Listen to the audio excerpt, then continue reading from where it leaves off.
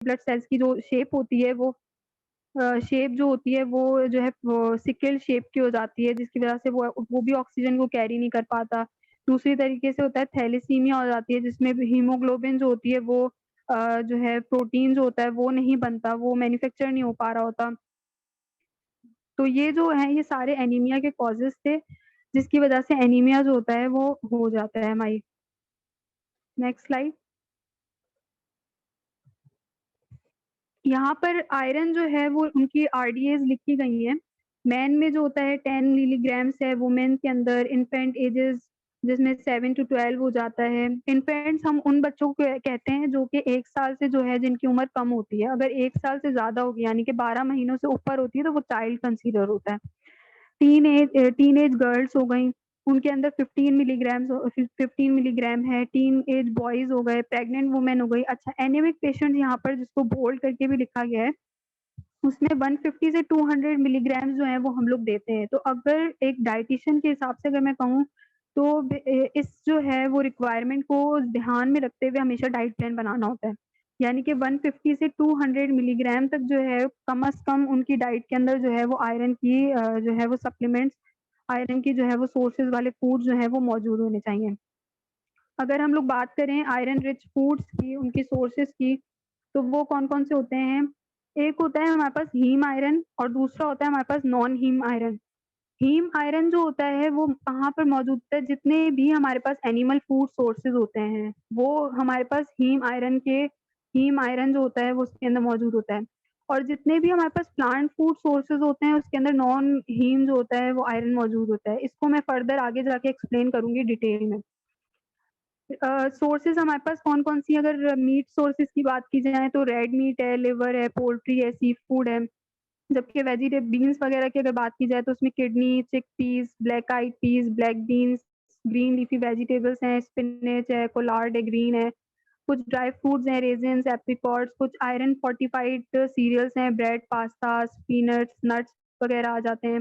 ये सारे जो होते हैं इनके अंदर आयरन जो होता है वो रिच क्वांटिटी के अंदर मौजूद होता है। Next slide please.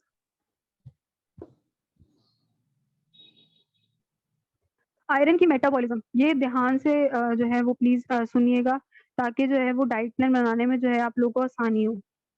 आयरन की मेटाबॉलिज़्म जो होती है वो हमारे ड्यूडेनम के अंदर होती है और प्रॉक्सिमल ड्यूडेनम के अंदर होती है। और यहाँ पर जो है अगर हम लोग देखें तो टोटल बॉडी आयरन जो होता है वो 3 से 4 ग्राम्स होता है, ठीक है? मतलब उसमें आ जाता है हमारे जो है जितना भी स्टोर्ड आयरन वगैरह जो होता है ये सारा इसी 3-4 ग्राम्स के अंदर आ जाता है।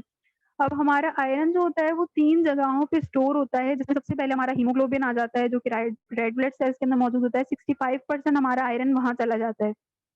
जबकि 30% आयरन जो होता है वो हमारे लिवर, स्प्लीन या बोन मैरो में फेरिटिन की शक्ल के अंदर जो है वो स्टोर हो जाता है। और बाकी का 4% जो होता है वो हमारे मसल्स के अंदर मायोग्लोबिन प्रोटीन की शक्ल के अंदर जो है वो स्टोर हो जाता है। आयरन की जो है वो फाउंड होता है 2 स्टेट्स में। मैंने पीछे आपसे डिस्कस किया था कि हीम आयरन और नॉन हीम आयरन को मैं जो ना आगे जाके एक्सप्लेन करूँगी, तो वो एक्सप्लेनेशन मैं यहाँ पर कर रही हूँ कि जो जितनी भी प्लांट सोर्सेज़ होती हैं, उसके अंदर जो आयरन मौजूद होता है, वो फेरस की शक्ल के अंदर मौजूद होता है, यानी कि Fe2+ की स्टेट के अंदर जो होता है वो प्रोड्यूस होता है और वो बाउंड होता है प्रोटीन हीम के साथ। लेकिन अगर हम लोग एनिमल को छोड़ के अगर प्लांट की बात करें, तो उसके अंदर जो जितना भी आयरन मौजूद होता है, वो ऑक्सीडाइज़्ड फॉर्म के अंदर मौजूद होता है, यानी कि फेरिक की फॉर्म के अंदर मौजूद होता है, Fe3+ की फॉर्म के अंदर। अब ये जो चीज़ें हैं, दोनों चीज़ें कंसीडर करने के लिए बहुत ज़्यादा इम्पोर्टेंट हैं, ज़हन में रखने के लिए, जिसको मैं आगे जाके एक्सप्लेन करती हूँ कि दोनों में जो है वो फ़र्क क्या है। Please next slide.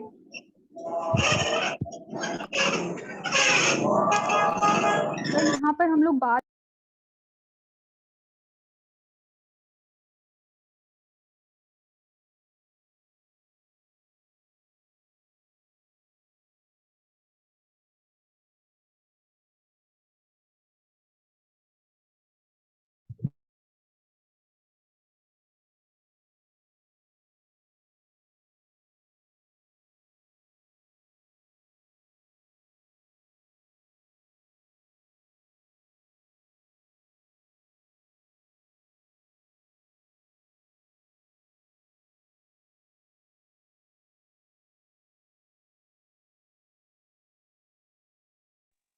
Ma'am Yumna, we can't hear you. Please mute yourself.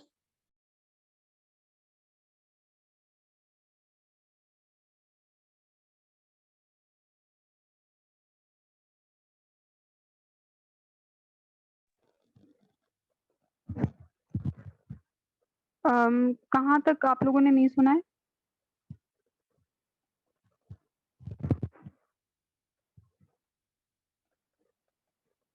Miss Maryam, मैं कहाँ से रिपीट करूँ? मैम आप फेरिक से स्टार्ट लें, आप उनके डिफरेंस बता रही हैं। अच्छा, हमारी बॉडी के जो एनिमल सोर्सेज प्रोटीन वो आयरन होती हैं, वो जो है वो 2 की शक्ल के अंदर मौजूद होती है आयरन।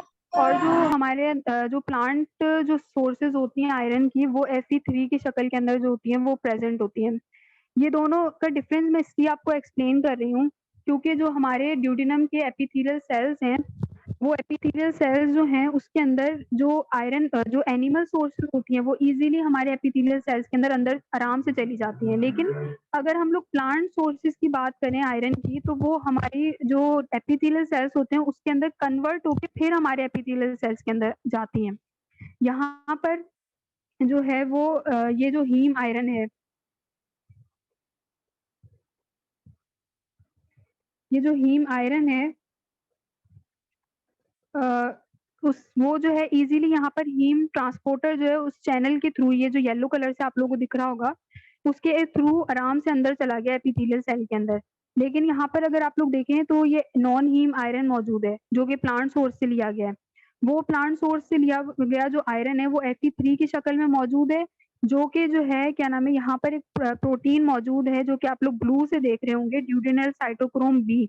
ये प्रोटीन जो है ये क्या करेगा, Fe3 को पहले रिड्यूस कराएगा Fe2 के अंदर, फिर उसके बाद जो है वो DMT1, ये जो यहाँ पर आप लोग को ग्रीन कलर से दिख रहा है, डाइवेलेंट मेटल ट्रांसपोर्ट 1, इसके थ्रू फिर अंदर आएगा। तो आप लोगों को समझ में आया कि एनिमल जो है वो जो जितनी भी आयरन सोर्सेज होती है वो इजीली किस तरीके से जल्दी से जो है बॉडी के अंदर एब्जॉर्ब हो जाती हैं, जबकि प्लांट जो सोर्सेज होती है उनको टाइम लगता है क्योंकि उनको पहले जो है वो रिड्यूस होना पड़ता है, उसके बाद जो है वो एपिथेलियल सेल्स के अंदर जो है वो जाती हैं।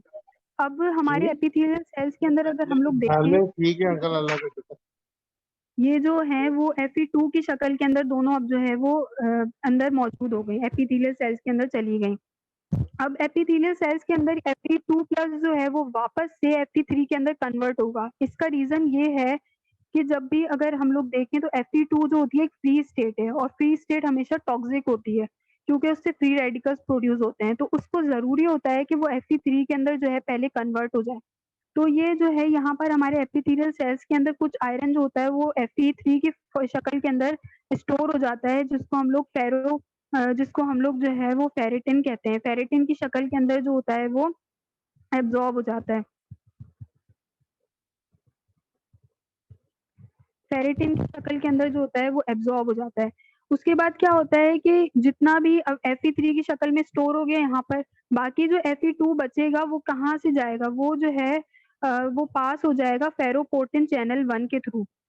यहाँ से जो है क्या नाम है, पर्पल कलर से आप लोगों को दिख रहा होगा, यहाँ से जो है वो बाहर निकल जाएगा।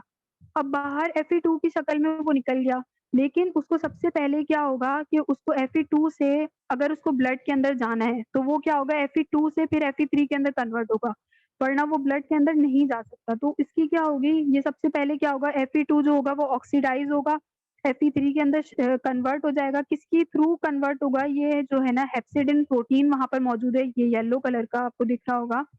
यहाँ पर ये प्रोटीन जो होता है वो जो है उसके थ्रू ये ऑक्सीडाइज होगा और जो है ना Fe2 जो होगा वो Fe3 के अंदर कन्वर्ट हो जाएगा। फिर उसके बाद क्या होगा कि जब ये Fe3 के अंदर कन्वर्ट हो गया, ये हमारे जो है वो ब्लड के अंदर चला गया। ब्लड के अंदर जब चला जाएगा Fe3 की शक्ल में, तो यहाँ पर हमारे पास ट्रांसफेरिन प्रोटीन मौजूद होता है, जो कि जो है वो Fe3 के जो हमारे पास आ रहे हैं उस स्टोर्ड स्टेट को जो है वो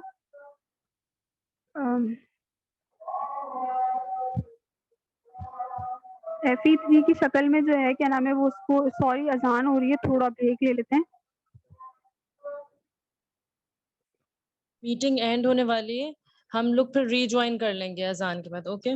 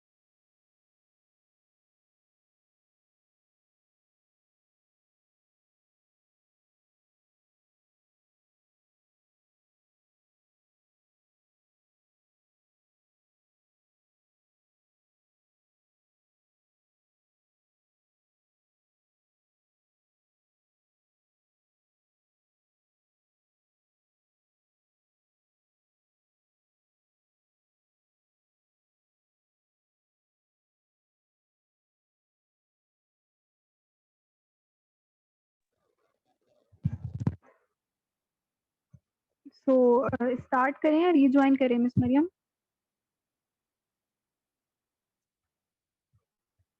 मैम 5 you can मिनट्स हैं, चाहे तो स्टार्ट कर लें। ओके। तो जो है वो Fe2 की शक्ल में, यहाँ से मैं आपको वापस से रिपीट करके बताती हूँ। ये फेरोटोपोर्टिन 1 की जो है हमारे पास चैनल था, वहाँ से ये बाहर निकल गया। अब यहाँ पर जो है हमारे पास हेप्सिडिन जो येलो कलर से लिखा गया है, यहाँ पर आपको पिक्चर में नज़र आ रहा होगा। उसके एक सेकंड, यहाँ से जो है ये जो है प्रोटीन, ये इसको किस में कन्वर्ट कराएगा? इसकी ऑक्सीडेशन करा के इसको Fe3 के अंदर कन्वर्ट कराएगा। ये अगर कन्वर्ट ना हो तो ये ब्लड के अंदर, जो यहाँ पर ब्लड पोर्टल है इसके अंदर नहीं शामिल हो सकता। फिर क्या होता है, यहाँ पर अंदर जो होता है हमारे पास ब्लड के अंदर जो होता है ट्रांसपेरेंट प्रोटीन्स मौजूद होते हैं, जो कि 2 मॉलिक्यूल्स जो होते हैं वो Fe3+ उसको जो है वो अटैच कराते हैं अपने साथ, और पूरी जो है क्या नाम है हमारे जो सर्कुलेट कराते हैं पूरी बॉडी के अंदर। अब यहाँ से क्या होता है कि हमारी बाकी जितना भी जो है क्या नाम है वो हमने देखा आयरन होगा, वो हमारी जो है क्या नाम है लिवर के अंदर जाके स्टोर हो जाएगा किसी फॉर्म में फेरेटिन की। तो ये हमारी जो थी एब्जॉर्प्शन थी किसकी? आयरन की। अब जहाँ तक स्टोरेज की अगर हम बात करें तो 70% जो था ये अब चला गया बोन मैरो के अंदर, जो कि मैंने बताया। ट्रांसफेरेंट रिसेप्टर उसके ऊपर लगा हुआ होता है, जिसके थ्रू जो है क्या नाम है वो अंदर चला जाता है। इसी तरीके से 30% हमारे लिवर के अंदर चला जाएगा, जो कि फेरेटिन की फॉर्म के अंदर वहाँ पर स्टोर होगा, जिसको हम लोग उसके ऊपर लिवर के ऊपर भी जो होता है वो ट्रांसफेरेंट रिसेप्टर मौजूद होता है, जिसके थ्रू ये अंदर जाता है। और जो अगर एक्सेस हो गई हमारी बॉडी के अंदर आयरन की, तो उसमें क्या होता है कि यहाँ पर प्रोटीन मौजूद होता, एंजाइम मौजूद होता है हेप्सिडिन, जो कि क्या करवाता है कि जब भी लेवल्स जो होते हैं आयरन के बढ़ जाते हैं, तो ये क्या करता है, लिवर जो होता है वो हमारा जो फेरोपोर्टिन, यहाँ पर आपको दिख रहा होगा, ये जो हमारा फेरोपोर्टिन चैनल था, इसको जो है वो बंद करा देता है। इसको जब बंद कराएगा तो ज़ाहिर-सी बात है, अगर हाई लेवल्स ऑफ आयरन होगा तो ये यहाँ से जब बाहर ही नहीं निकलेगा, तो जो है हमारी बॉडी के अंदर जो लेवल्स को मेंटेन करने के लिए ये जो है लिवर हमारे अंदर, लिवर जो है वो ये हेप्सिडिन जो प्रोटीन होता है इसको रिलीज़ करवाता है। Next slide please. कुछ प्रोमोटर्स होते हैं हमारी जो है जो कि इंक्रीज़ करते हैं आयरन के एब्ज़ॉर्प्शन को, और कुछ इन्हिबिटर्स होते हैं जो कि डिक्रीज़ करते हैं हमारे जो है वो आयरन की एब्ज़ॉर्प्शन को। सबसे पहले प्रोमोटर्स की बात कर लेते हैं। पीएच ऑफ गैस्ट्रिक एसिड, यानी कि ड्यूडेनम के अंदर हो रही थी आयरन की एब्ज़ॉर्प्शन, वहाँ पर क्या था? HCl था। HCl जो होता है वो बहुत ज़्यादा एसिडिक होता है। एसिडिक जब हमारा फूड गया ड्यूडेनम के अंदर, वहाँ पर HCl मौजूद है, गैस्ट्रिक जो पीएच है वो बहुत ज़्यादा एसिडिक है, तो क्या होगा कि आयरन की एब्ज़ॉर्प्शन ज़्यादा से ज़्यादा होगी। ठीक है? नंबर 2 हमारे पास कौन-सी चीज़ प्रोमोटर के तौर पे आती है? वो आती है विटामिन सी। विटामिन सी जो होता है वो बहुत ज़्यादा हेल्पफुल है आयरन के एब्ज़ॉर्प्शन में। वो इस वजह से है क्योंकि चीलिएट्स फॉर्म करता है Fe3+ के साथ, आयरन के साथ, और क्या करता है कि हमारी जो लो पीएच जो होती है ना स्टमक की, इसको करता है। जब भी हम लोग अगर कोई भी प्रोटीन रिच डाइट लेते हैं, यानी कि मतलब iron rich diet through plant से लेते हैं, तो उसमें ये होता है कि हम लोग जो है वो विटामिन सी भी साथ में पेशेंट को देते हैं। इसलिए देते हैं ताकि जो है उसकी एब्ज़ॉर्प्शन जो है वो ज़्यादा हो सके। और यहाँ पर सिट्रेट होते हैं, अमाइनो एसिड्स हैं, अल्कोहल हैं, आयरन की डेफिशिएंसी, ये सब प्रमोट करती हैं कि आयरन को जो है वो एब्ज़ॉर्ब कराया जाए। जबकि अगर इन्हिबिटर्स की बात की जाए तो मेडिकेशन, एंटासिड्स होते हैं। मेडिकेशंस की वजह से क्यों होता है? क्योंकि कुछ ऐसी मेडिकेशंस होती हैं जो कि जब हम लोग लेते हैं तो हमारे जो पीएच है यानी कि जो HCl लेवल है हमारी स्टमक के अंदर, वो एसिड्स की वजह से क्या होता है कि वो एसिड उनकी मेडिकेशंस की वजह से वो एसिड लेवल जो होता है ना वो एसिड नहीं रहता है, यानी कि उसकी पीएच जो होती है वो इंक्रीज़ हो जाती है। तो उसकी वजह से क्या होता है कि आयरन जो होता है वो सही तरीके से एब्ज़ॉर्ब नहीं हो पाता। कैल्शियम की बात की जाए तो उसकी सोर्सेज़ हमारे पास मिल्क है, योगर्ट है, चीज़ है। उसकी अब कैल्शियम जो होता है वो इन्हिबिट कराता है। वो क्यों इन्हिबिट कराता है? क्योंकि वो जो है आयरन के साथ फ़ौरन से बाइंडिंग करा लेता है अपनी, और जब बाइंडिंग हो जाती है तो वो उसकी जो है एब्ज़ॉर्बेंस में जो है सही तरीके से वो नहीं हो पाती। इस वजह से ये जितनी भी कैल्शियम की चीज़ें होती हैं, ये हम लोग आयरन सप्लीमेंट्स के साथ जो है वो आयरन रिच जो सोर्सेज़ अगर हम लोग देते हैं तो उसके साथ हम लोग नहीं देते थे। ऑक्ज़ेलेट्स हैं, ऑक्ज़ेलेट्स का भी यही रीज़न है कि ये सारी चीज़ें जो हैं लिखी हुई मेंशन की हुई, स्पिनच है, नट्स हैं, चॉकलेट्स हैं, टी है, व्हीट है, ब्रान वगैरह है, ये सारी चीज़ें जितनी भी होती हैं ऑक्ज़लेट्स के अंदर इनके अंदर मौजूद मतलब ये रिच होती हैं और इसकी वज़ह से क्या होता है कि ये भी आयरन के साथ बाइंडिंग शो करती हैं, जिसकी वज़ह से क्या होता है कि आयरन एब्ज़ॉर्ब नहीं हो पाता। पॉलीफिनोल्स हैं, पॉलीफिनोल्स के अंदर जो होता है वो क्लोरोजेनिक एसिड्स मौजूद होते हैं, जो कि हमारे पास कोका है, कॉफ़ी है, एप्पल्स हैं, बेरीज़ हैं, वॉलनट्स वग़ैरह हैं, इनके अंदर मौजूद होता है जो कि हिंड्रेंस पैदा करता है। टैनिन्स हैं, टैनिन्स भी जो है क्या नाम है टी, कॉफ़ी और लेग्यूम्स वग़ैरह के अंदर मौजूद होते हैं, जिसकी वज़ह से क्या होता है कि एब्ज़ॉर्प्शन नहीं हो पाती है, प्रॉपर नहीं हो पाती है। होती तो है लेकिन क्वांटिटी जो होती है वो उसकी जितनी जो क्वांटिटी के अंदर हम लोग जो सप्लीमेंट दे रहे हैं, सोर्सेज़ दे रहे हैं, उसमें जितना मौजूद है वो हमारी बॉडी को नहीं मिल रहा होता।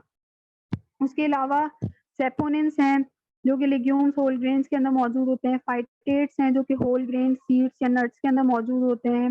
ये सारी की सारी जितनी मेंशन की हुई चीज़ें हैं, ये इन्हिबिट कराती हैं आयरन की एब्ज़ॉर्प्शन को। आगे करें स्लाइड। मिस बस मीटिंग एंड होने वाली है, less than 1 minute is left, फिर हम रिजॉइन ओके, करेंगे। Okay, okay.